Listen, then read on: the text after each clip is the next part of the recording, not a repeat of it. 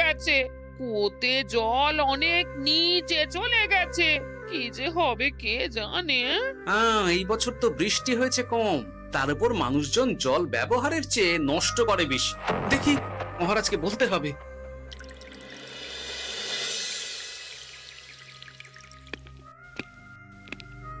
এই তো গোপাল এসে গেছে।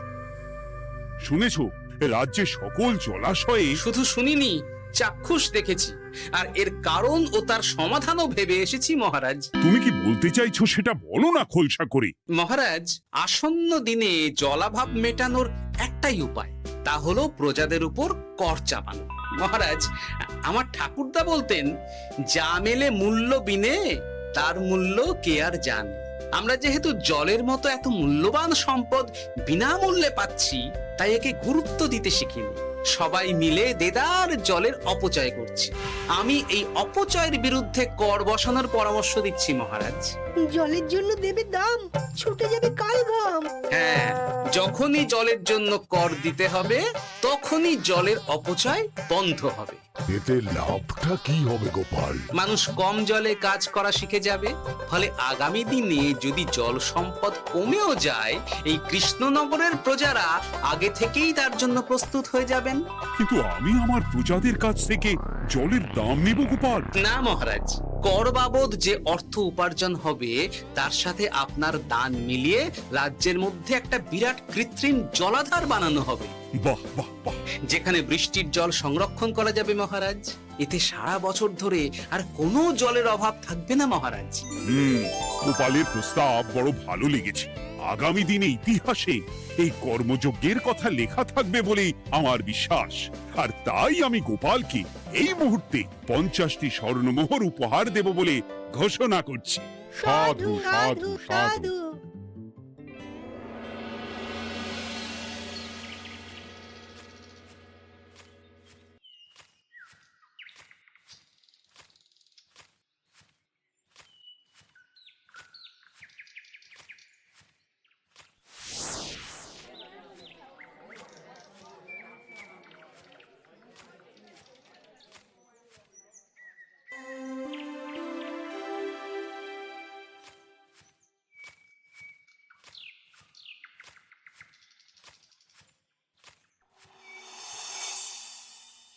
মানে আমার এই এতটুকু স্বাদ তুমি পূর্ণ করবে না?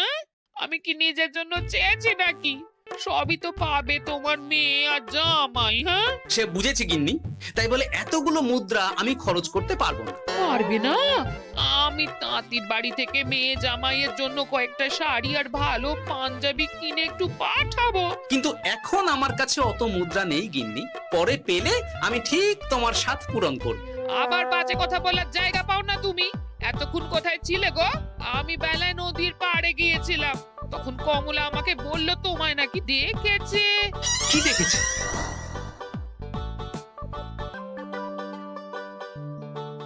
কোথায় গেল?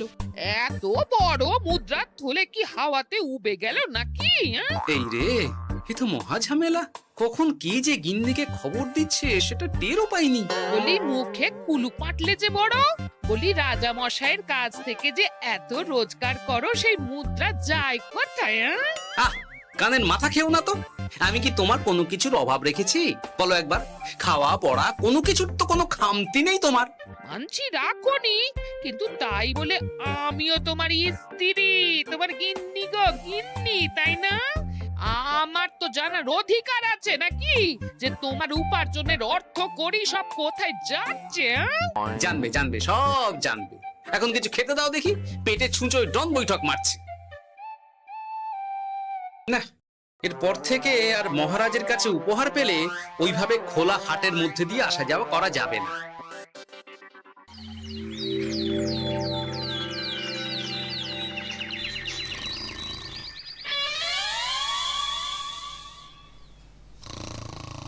তোমার আর কোনো চিন্তা নেই গোপাল। আমি তোমার মাসোহারা তো বাড়িয়ে দিলাম, সঙ্গে প্রত্যেক দিন তুমি 10 মোহর করে পারিতোষিক পাবে। এই নাও।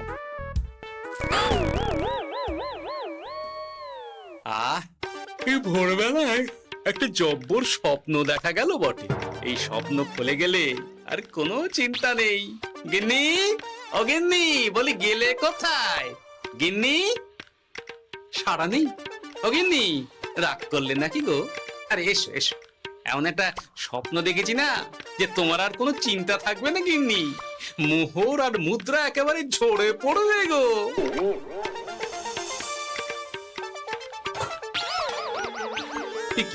এইসব ফলাহার সাজিয়ে রেখে গেল কোথায় গিন্নি? নিজের বাপের বাড়িতে তো যাবে না, কেউ নেই সেখানে। মেয়ের বাড়ি গেল নাকি? না, মেয়ের বাড়িতে তো গিন্নি যায় না। তাহলে না না, খালি পেটে এত ভাবতে পারছি না। আগে মুখ হাত ধুয়ে এসে কিছু খেয়ে নি, তারপর দেখি গিন্নি কোথায় গেল। না, গিন্নিকে তো কোথাও দেখলাম না। গেল কোথায়? যাকে আগে রাজবাড়িতে তো যাই, ফেরার সময় না হয় আবার খোঁজ নেব, ততক্ষণে ফিরেও আসতে পারে।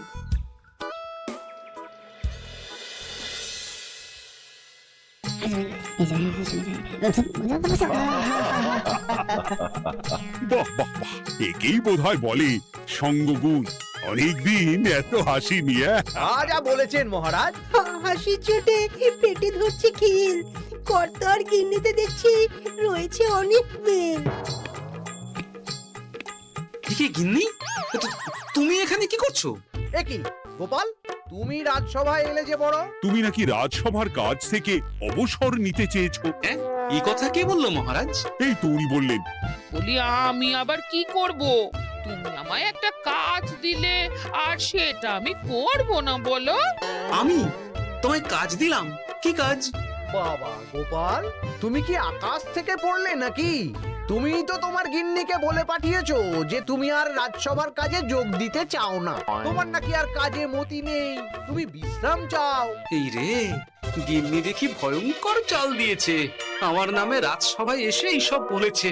তাই কথা ঠিকই গোপাল, যে তোমার অবসর গ্রহণের কথা শুনে আমি বিশেষ মনমরা হয়ে পড়েছিলাম। কিন্তু তোমার গিন্নি যেভাবে রাজসভায় হাসি মজা হুল্লোড় পরিবেশন করছে, তাতে আমার মনে হচ্ছে এ সাপে বড় হয়েছে। এই বেলা যদি গোপালকে কায়দা করে রাজসভা থেকে তাড়ানো যায়, তাহলে আমার পথ থেকে বিরাট বড় একটা কাঁটা উপড়ে ফেলা যাবে। গোপাল গিন্নি সবার মধ্যে বিলিয়েছেন হাসি, তার জন্য রাজামশাই হয়েছেন ভারী খুশি। হ্যাঁ গোপাল, তাই আমি ঠিক করেছি তোমার স্থানে আমি তোমার গিন্নিকেই বহাল করব। হ্যাঁ, তোমার সঙ্গে ঘর সংসার করে ওর বুদ্ধি বেশ খোলতাই হয়েছে, সেটা বোঝাই যাচ্ছে। এছাড়াও আমাদের অনেক পরামর্শ দিয়ে সাহায্যও করতে পারবে। তাছাড়া উনি মহিলা বলে অন্দরমহলেও যেতে পারবেন, রানীমাও খুশি হবেন বলেই তো আমার বিশ্বাস। কি গোপাল গিন্নি, তোমার এই কাজ করতে কোনো আপত্তি নেই তো? আপত্তি কেন থাকবে মহারাজ? আমি ধন্য আপনি আমায় এত বড় সম্মান দিচ্ছেন বলে। এ তুমি আমার কত বড় সর্বনাশ করলে গিন্নি। তুমি কিনা শেষে আমার চাকরিটাই খেলে। এটা গোপালের জন্য বড় ভালো হলো, তাই না? কোনো কাজ করতে হবে না, কিন্তু রোজগার আগের মতোই থাকবে। অবসর আর উপার্জন একসাথে। না হে গোপাল, তুমি আর এখানে কাঁচুমাচু মুখে দাঁড়িয়ে না থেকে নিজের বিশ্রামে ব্যাঘাত ঘটিও না। আমাকে সবার কাজ শুরু করতে দাও। যথা আজ্ঞা মহারাজ।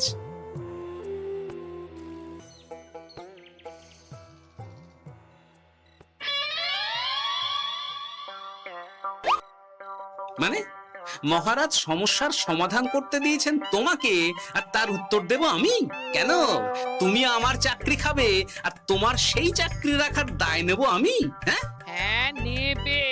মানে কাল রাজসভায় মহারাজের সমস্যার সমাধান করব, সেই মতো কথা দিয়ে এসেছি। হ্যাঁ, আগাম 10টা মুদ্রাও বাগিয়ে এনেছি। তার থেকে তোমায় একটা মুদ্রা দিলাম।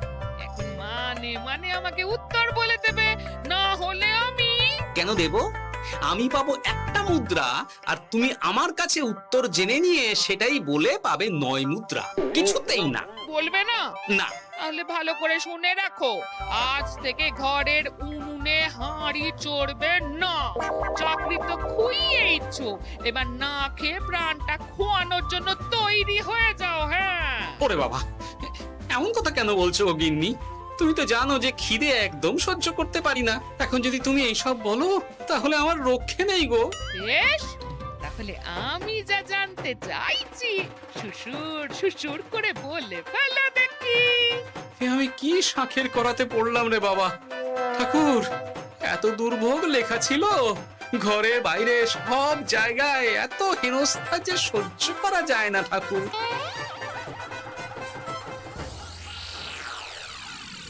একেই তো বলে গো গিন্নি, মেঘ না চাইতেই জল। এতদিন কতভাবে চেষ্টা করেছি গোপালকে রাজসভা থেকে তাড়াবার, আর গোপাল নিজেই কিনা রাজসভা থেকে পালিয়ে গেল। সব বলছো? তোমার শরীর ঠিক আছে তো? শরীর মন সব ঠিক আছে, তবে গোপালের বদলে কাকে বহাল করা হয়েছে শুনলে তোমার মাথা ঘুরে যাবে। কাকে? গোপাল গিন্নিকে। আমার কিন্তু বিষয়টা খুব একটা সরল ঠেকছে না গো। গোপাল ভাঁড়ের বুদ্ধি তো আর যে সে বুদ্ধি নয়। উনি যাই করেন খুব ভেবে চিন্তে করেন, এর পেছনে আবার কোনো মতলব নেই তো। এটা তুমি মন্দ বলনি গিন্নি। গোপালকে নিয়ে সত্যি কোনো বিশ্বাস নেই। ও কখন কি ঘোট পাকাচ্ছে বলা যায় না। আমাকেও সাবধানে থাকতে হবে। দেখতে হবে যে গোপাল আসলে কি চাল চালতে চাইছে।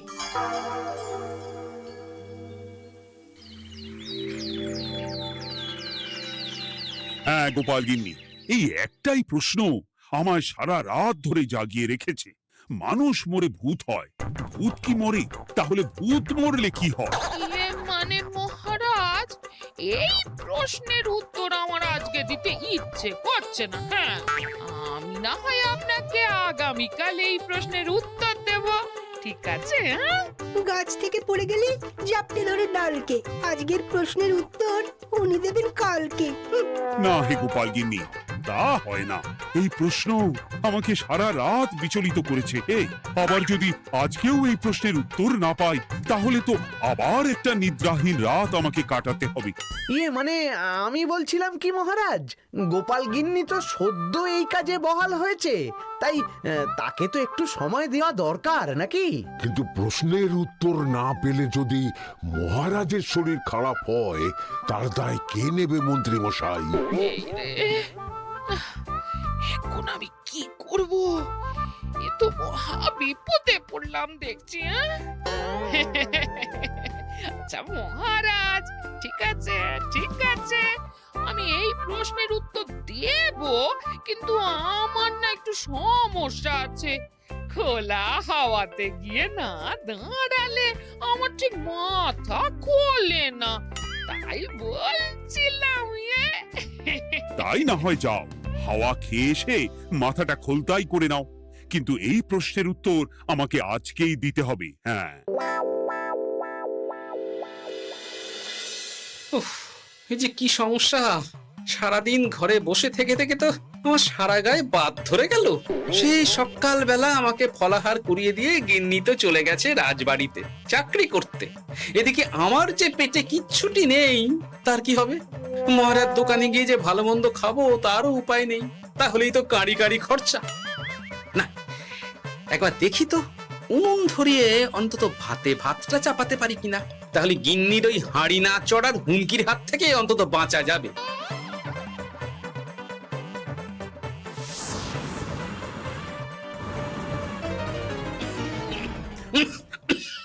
ও বাবা গো, ও বাবা, এত কেসে কেসে সোজা শেষ যাত্রা হয়ে যাবে আমার। না, এর চেয়ে না খেয়ে মরাও ঢের ভালো। দেখি তুমি বাড়িতে কেন? এত হাঁপাচ্ছ কেন? সাড়ে তাড়া করেছে নাকি? আরে না গো, মানুষ মরে ভূত হয়, ভূত কি মরে? তাহলে ভূত মরলে কি হয়? খোলা হাওয়াতে গিয়ে না দাঁড়ালে আমার ঠিক মাথা খোলে না। ও, এই হলো ব্যাপার। বেশ, এর উত্তর তোমায় আমি বলে দিচ্ছি। ভূত মরে প্রথমে এক ঝুড়ি অন্ধকার হয়, সেই অন্ধকার হাওয়াতে উড়ে বেড়ায়। এক সময় সেই অন্ধকার পাতলা হতে হতে কুয়াশার মতো হয়ে যায়। ব্যাস, মিটে গেল। ব্যাস, মিটে গেল। যদি রাজা মশাই এই কথা বিশ্বাস না করেন, তুমি হলপ করে বলবে আপনি যখন মরবেন একদম মিলিয়ে নেবেন মহারাজ। এর চেয়ে এক পা এদিক ওদিক হয় না যেন। হ্যাঁ, এই না হলে তুমি গোপাল ভাঁড়, বুঝেছো তাহলে? এই তুমি চিন্তা করো না, রাজবাড়ি থেকে ফেরার সময় আমি তোমার জন্য অনেক অনেক বাজার করে আনবো, ঠিক আছে? এই আমি যাই। এ তো ভারী মজা হলো। মহারাজ তক্ষুনি প্রশ্নের উত্তর চাইলে গিন্নি এইভাবে সেই রাজবাড়ি থেকে দুধ দাঁড়িয়ে ছুটে আসছে উত্তর জানতে। আমাকে তুমি একটা চাল দিয়ে কুপকাত করেছে তো গিন্নি। এইবার বুঝবে কত ধানে কত চাল।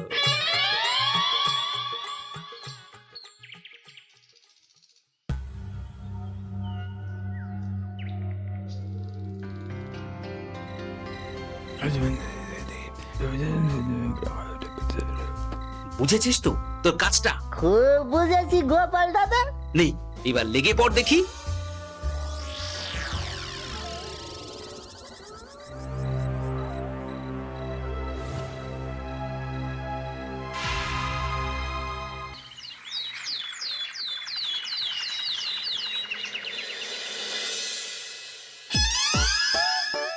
তাহলে আর বলছি কি তোমাদের, সকালবেলায় উঠে দেখি মুখের এই হাল। এই কাণ্ড কি করে হলো মহারাজ? আহ, তার আমি কি জানি। আমি সকালে উঠে আয়নায় নিজেকে এই অবস্থায় দেখে খুব চিন্তায় রয়েছি। গোপাল গিন্নি, আগে মহারাজ, গোপাল থাকলে যে কাজ করতো সেটা তো তোমাকেই করতে হবে, বলতে হবে এর সমাধান কি। হ্যাঁ মানে আমি হ্যাঁ হ্যাঁ, আমার মনে আছে। তোমার তো আবার হাওয়া না খেলে চলে না। যাও যাও, তাড়াতাড়ি হাওয়া খেয়ে এর উত্তর নিয়ে এসো।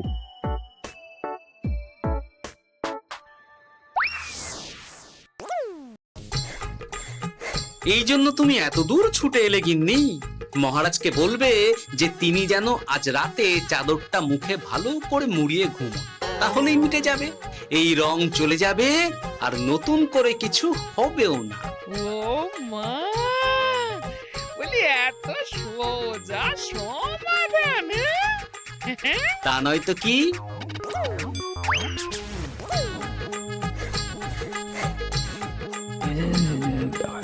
কাল সারা রাত আকাশে একবার দেখলাম চাঁদ উঠেছে, আর একবার দেখলাম ঘোর অমাবস্যা। এর কারণ কি? একই রাতে দুই তিথি হয় কি করে? মানে আর একটা সমস্যা, হ্যাঁ, এটা আগে বললেই তো হতো মহারাজ।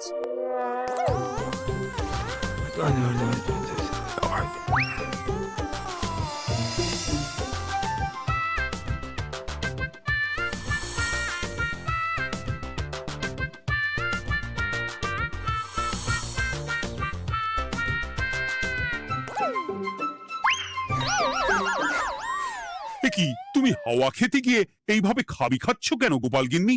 এর কারণ আমি জানি মহারাজ। সে কি কাণ্ড! তুমি কি করে জানলে?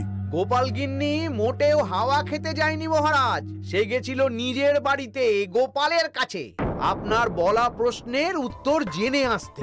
মানে গোপাল গিন্নি তার মানে আমাকে ঠকিয়েছে? তা জানি না মহারাজ, তবে আমার মনে হয় এর পেছনে গোপালের কোনো গভীর ষড়যন্ত্র আছে, না হলে সে এমনটা করবে কেন?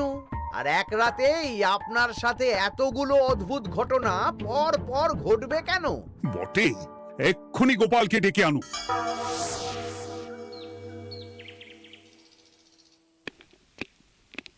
না মহারাজ, আমি সত্যি অবসর চেয়েছিলাম, আর তাই আমার গিন্নি আপনার কাছে এসে বলেছিল। ওর কোনো দোষ নেই মহারাজ।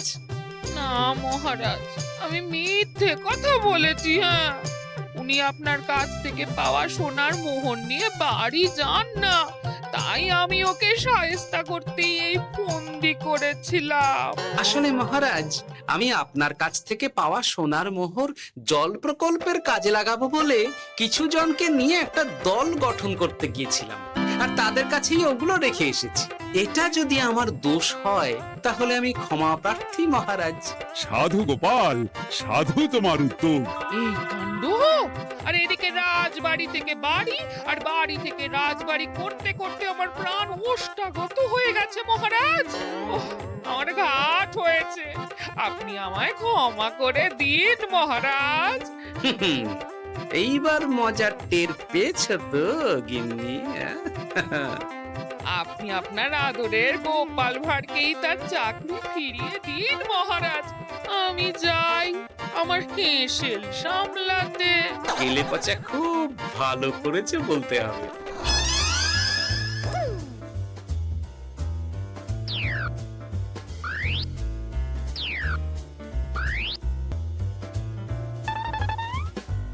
তবে মহারাজ, অমাবস্যা পূর্ণিমা সব আমার বুদ্ধিতেই কেলেপচা করেছিল। আপনার ওই মুখের রং,